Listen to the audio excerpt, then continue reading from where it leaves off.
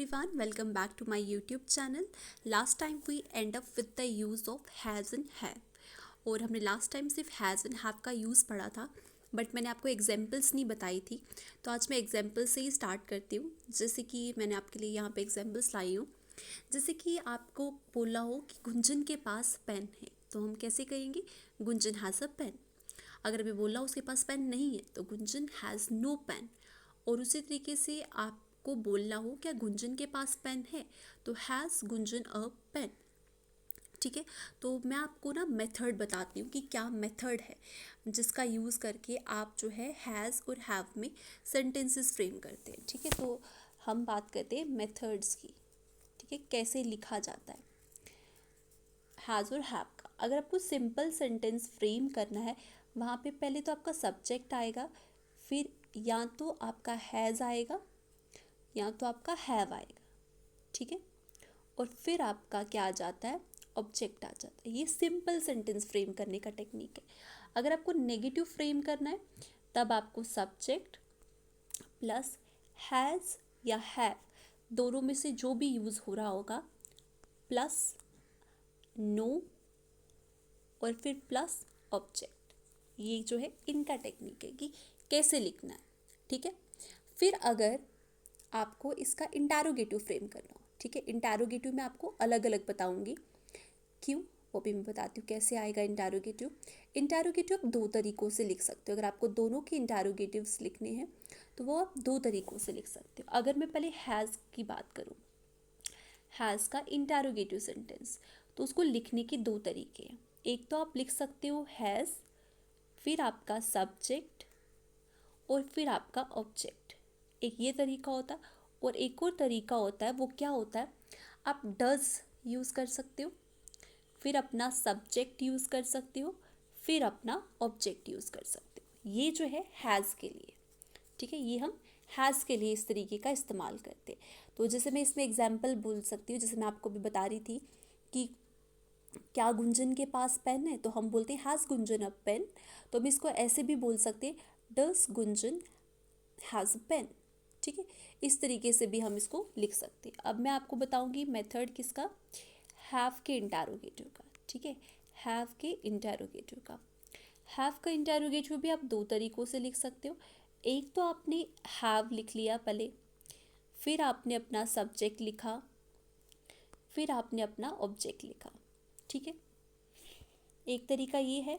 दूसरा तरीका जो है उसमें आप डू का यूज़ करेंगे, फिर आप अपना सब्जेक्ट यूज़ करेंगे, फिर आप हैव का यूज़ करेंगे और फिर आप अपना ऑब्जेक्ट यूज़ करेंगे।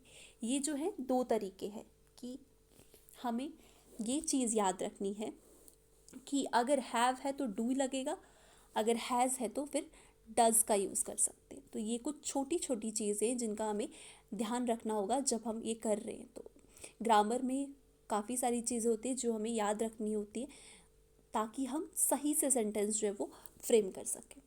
तो अब मैं आपको बताती हूँ हैड के बारे में। तो हैड का यूज़ जो है हमेशा हम पास्ट में करते हैं, ये हमें पता है। हैड जो है वो एसोसिएटेड है आपके पास्ट टेंस से, यानी आपका भूतकाल जो बीत चुका है उससे रिलेटेड है। ठीक है, तो वहाँ पे हम हैड यूज़ करते हैं। तो हैड का भी अगर हम मेथड देखेंगे तो हैड का मेथड भी वही होता है कि सिंपल सेंटेंस फ्रेम करना है तो सब्जेक्ट, फिर आपका हैड, फिर आपका ऑब्जेक्ट। अगर इंटरोगेटिव फ्रेम करना है तो दोबारा सब्जेक्ट, फिर नेगेटिव फ्रेम करना हैड, फिर नो और फिर ऑब्जेक्ट। इंटरोगेटिव फ्रेम करना है तो हैड, फिर सब्जेक्ट और फिर उसके बाद जो आपका ऑब्जेक्ट। इस तरीके से हैड के सेंटेंसेस जो होते हैं वो फ्रेम होते हैं। अब हम थोड़ा हैड की एग्जाम्पल को पढ़ लेते हैं। जैसे आपको बोलना हो मेरे पास एक खिलौना था, तो आई हैड अ टॉय। अभी आपके पास नहीं है, पहले था, तो आई हैड अ टॉय। मेरे पास खिलौना नहीं था, आई हैड नो टॉय। क्या मेरे पास खिलौना था? Had I a toy. So I hope यहाँ तक आपको अच्छे से समझ आया होगा। अब हम बात करेंगे will have and shall have की। तो विल हैव और शेल हैव हमें पहले से पता है, इनका यूज़ जो है हमेशा प्रेजेंट के लिए किया जाता है। अगर प्रेजेंट में आप बोलेंगे कि जैसे अभी प्रेजेंट पास्ट फ्यूचर के लिए इस्तेमाल किया जाता है। जैसे आपको बोल रहा हो कि उसके पास चाबी होगी या उसके पास किताब होगी, तो मतलब होगी ना, तभी है नहीं, तो इस तरीके से। तो वहाँ पर आप विल हैव और शैल हैव का यूज़ करेंगे। शैल और विल के बारे में आपको मैं पहले ही बता चुकी हूँ। विल का यूज़ जो है सबके साथ हो जाता है, शैल का यूज़ सिर्फ आई और वी के साथ होता है।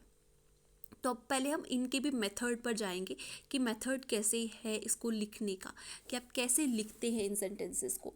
पहले मैं आपको विल और शेल का मैं आपको इकट्ठे समझा सकती हूँ, बिकॉज दोनों में सिमिलैरिटी ही है, बस यूज़ डिपेंड करता है कि आप विल को हर जगह यूज़ कर लेते हैं, लेकिन शेल का यूज़ सिर्फ आई और वी के साथ होता है।